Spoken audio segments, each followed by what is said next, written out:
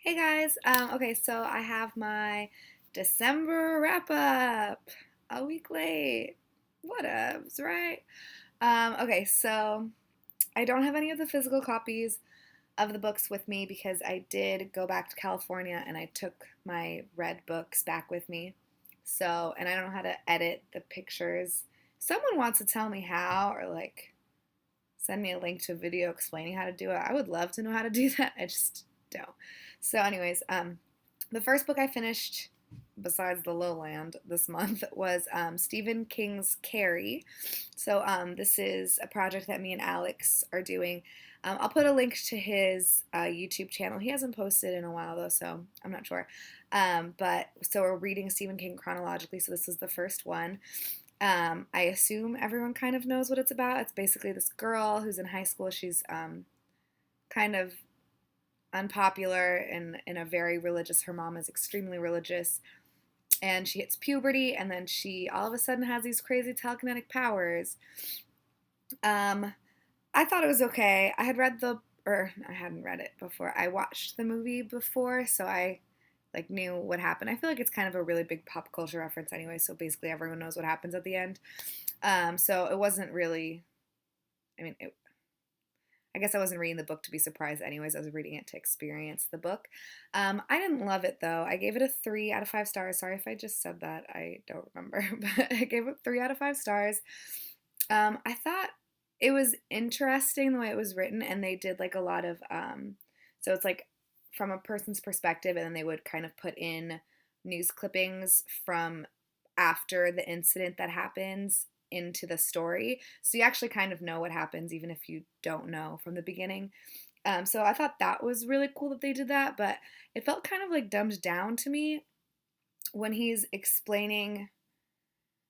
I don't know how to explain this, but when she's kind of discovering that she has powers, she like is saying it so much like, "Oh, I have telekinesis," and like, "Oh, like we couldn't figure out what was going on," is how I felt.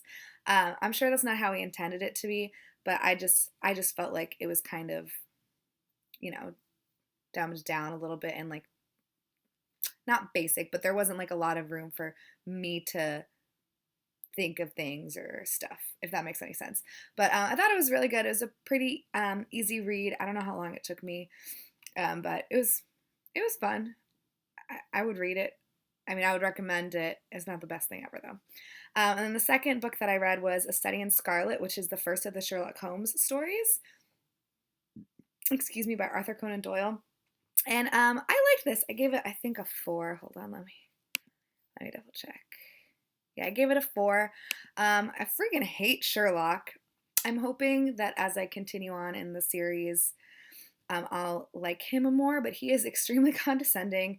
And anytime like another detective comes up with an idea, instead of saying like da da da Sherlock said, it's da da da Sherlock sighed or things like that that make it seem like Sherlock is just like so above everyone else, which kind of annoys me.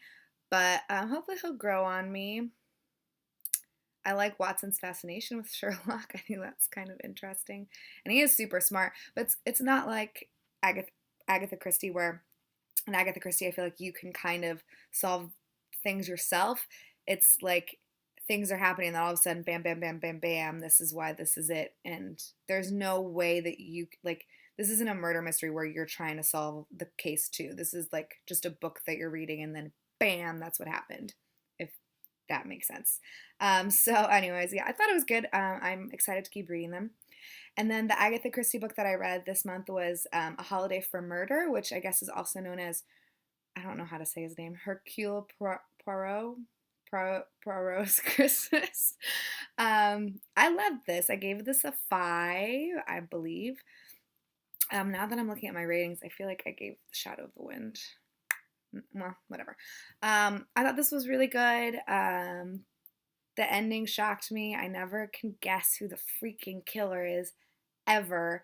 It's kind of frustrating, but I guess it's fun too. That's what they're for. This was a nice, quick little read. I think I read it like on the plane or something on my way home. I wish I would have like looked at it beforehand because the chapters are set up so it's like December 23rd, December 24th, December 25th. And I thought it would be really fun if I had read it like that. So like on the 23rd, I read that chapter, but I didn't pick it up until like the 25th or the 26th. And then I didn't read it till the 29th. So that didn't work out too well, but whatever. I thought it was really good, entertaining as usual. Agatha Christie is the queen. It's very funny. I read 2 mysteries. Oh, and The Shadow of the Wind is kind of a mystery too. Anyways, and then I read The Complete Mouse by Art Spiegelman, which, oh, man, that was so good.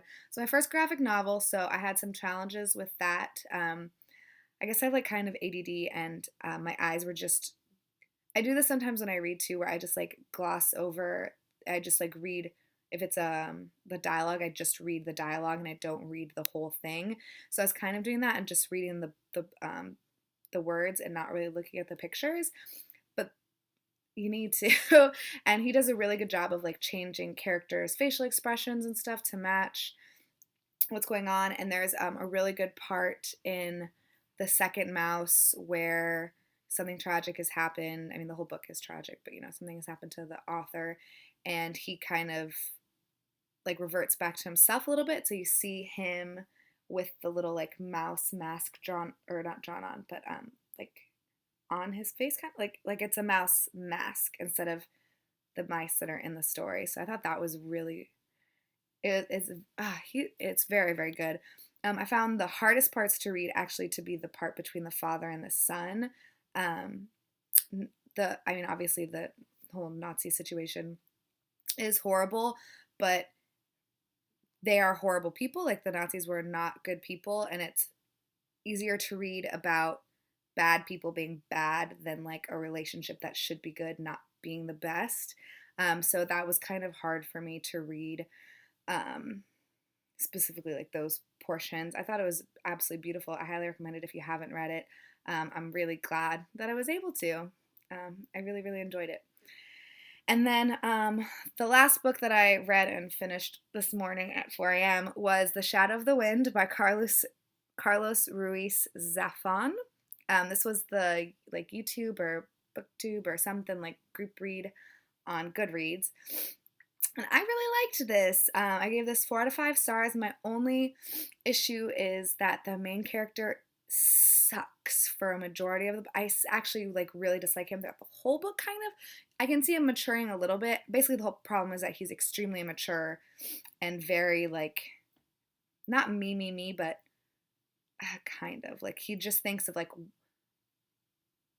He doesn't think about things from other people's perspectives, kind of, and doesn't realize how his actions are affecting other people, which is very frustrating. This is, I guess maybe you want to know what the story is about. I didn't tell you what any of these stories are about. Merp. Sorry, guys. You can read a synopsis on Goodreads. If you want to know, I can tell you. Just ask me, but I'll let you know about this one.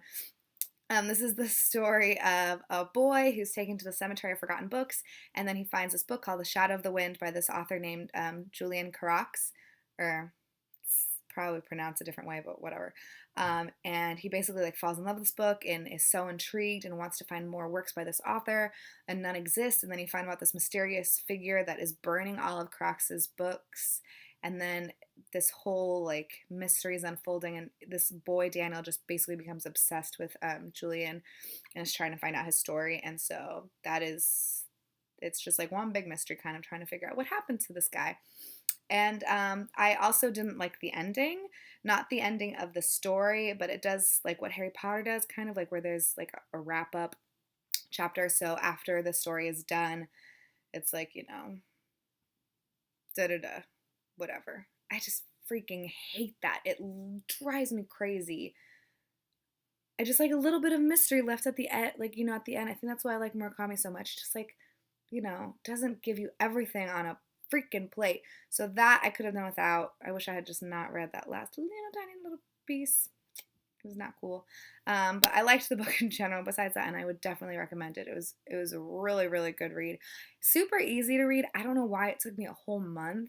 I guess I was reading other stuff too, but I don't know. I mean, I guess it's almost 500 pages. It doesn't seem like it though. Anyways, whatever. So those are the books that I read in December, beginning of January, and just really fast. I am currently reading George R. Martin's A Game of Thrones, which was not in my TBR for this month, but I forgot that one of the. I'm so sorry. I just ate some sweet potato tater tots. One of the like Goodreads groups is reading this book, and I want to read it, so I might as well. I am only 28 pages into it. This is where I'm supposed to be by tomorrow, so I need to theoretically read 150 pages by the end of tomorrow. We'll see. I'm not stressed about it. I'm probably not going to finish it this month because I really want to read the other books that I've picked. So my goal is to get to like maybe like 100 and then read something else tomorrow. So thanks for watching. Please subscribe if you haven't. If you've read any of these books and want to discuss, please comment below. Again, if you have questions about them, I did not describe them at all except for the first and the last.